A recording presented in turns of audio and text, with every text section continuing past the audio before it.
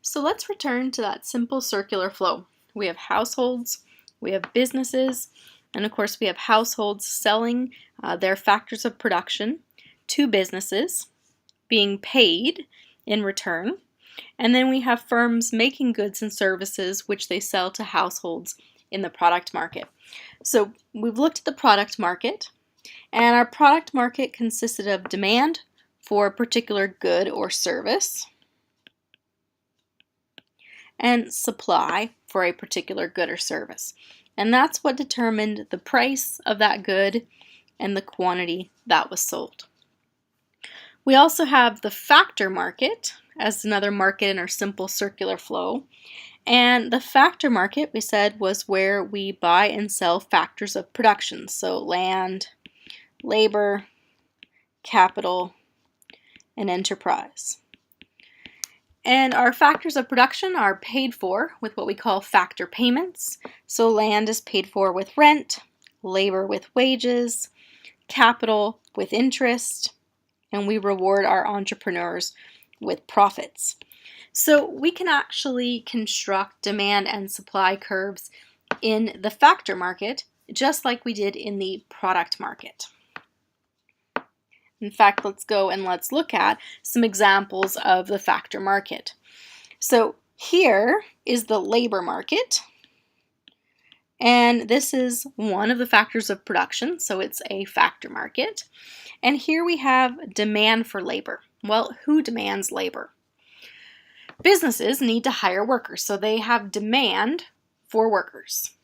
Households, individuals want to sell their labor, and so it is the workers that make up the supply and the business that creates the demand.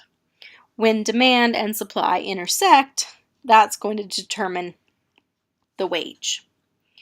And also, it's going to determine the number of people that have jobs. Because if there's demand for a job and there is supply for a job, then we've got someone hired. So we're looking where the quantity supplied is equal to the quantity demanded. That tells us the number that are employed. For other types of factors of production, for example, land, the graph is a little bit different. And that's because if it is a natural resource and it is non-renewable, so there's only so much available in the world, and when it's gone, then it's going to have a vertical supply curve. And the reason is that businesses can't sell any amount that they want. There's only a finite amount available. And so we see that supply is a vertical line.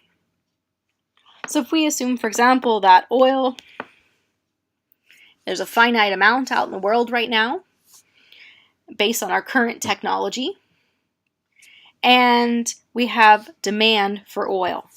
When demand for oil increases, it drives up the price. And the term for that, because the factor of production is land, is rent. So here, where demand and supply intersect, that's determining rent. Now, if we discover new technology that makes us able to find oil we couldn't find before, supply is still a vertical line, but the supply curve shifts to the right because technology shifts supply. In which case, if we find new ways to access oil, such as fracking, what impact does it have on the price of oil? Well, it makes the price of oil go down, or what we call rent, to decrease. So we've looked at our simple circular flow diagram with households and businesses. We have the factor market and we have product market. Well, let's start to increase the complexity of our circular flow diagram to represent the complexity of our current economy.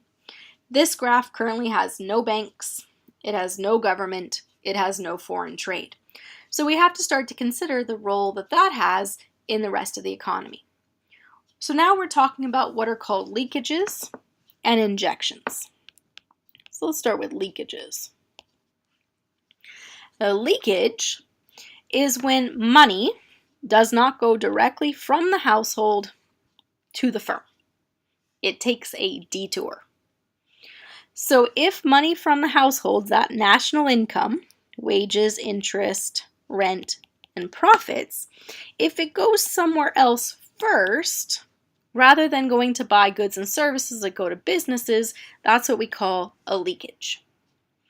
We also have what are called injections. Injections are where money goes to the firm, but it's coming from somewhere other than the household. So if money is going into the firm, but it didn't come directly from households buying goods and services, then we have money injected into that simple circular flow. So let's identify the leakages and the injections in our economy.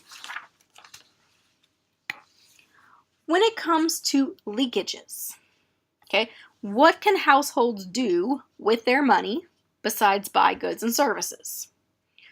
Well, you take your money and you put it in a bank. So we have savings, which we'll label with an S. What else do you do with your money? So you get paid, you buy goods and services, you save some of it. You also have to pay the government. You pay taxes. And when we talk about taxes, we care only about the taxes that go to the government and stay with the government. So we're talking about net taxes. Net taxes are taxes minus transfer payments.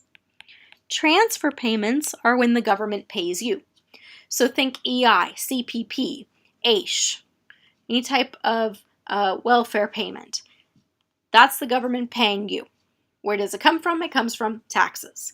So we only want to consider the money that leaves the household, goes to the government, and stays with the government. Let's not include what comes right back, which is why we take our taxes and we subtract our transfer payments.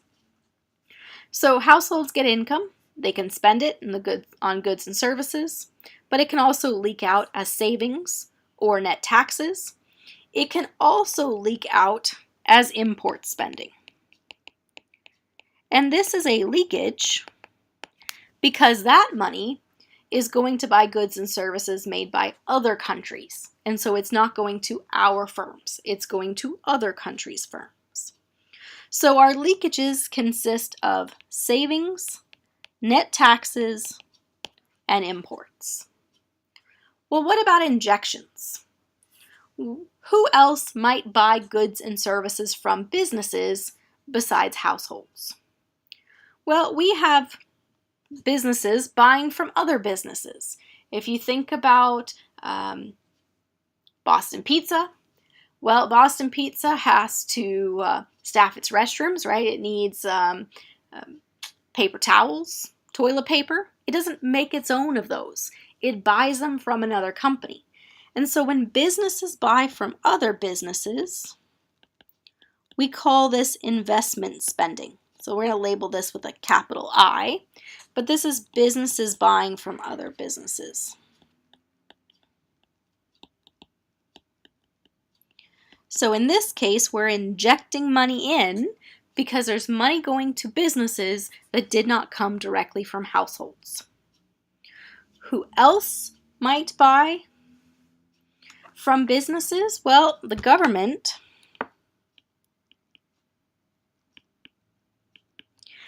needs police cars, they need fire trucks, infrastructure, City Hall needs a building. Those supplies that go in those buildings are all paid for by the government, and it's the government buying goods and services from businesses. So here we're injecting money because it's not coming directly from the household to the business. And last, for our injections, we have what is called export spending.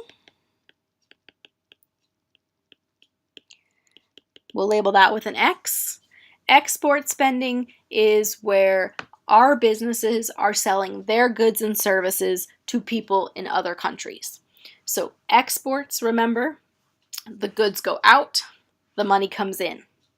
Import spending, the goods come in, the money goes out, which is why import spending is a leakage and export spending is an injection.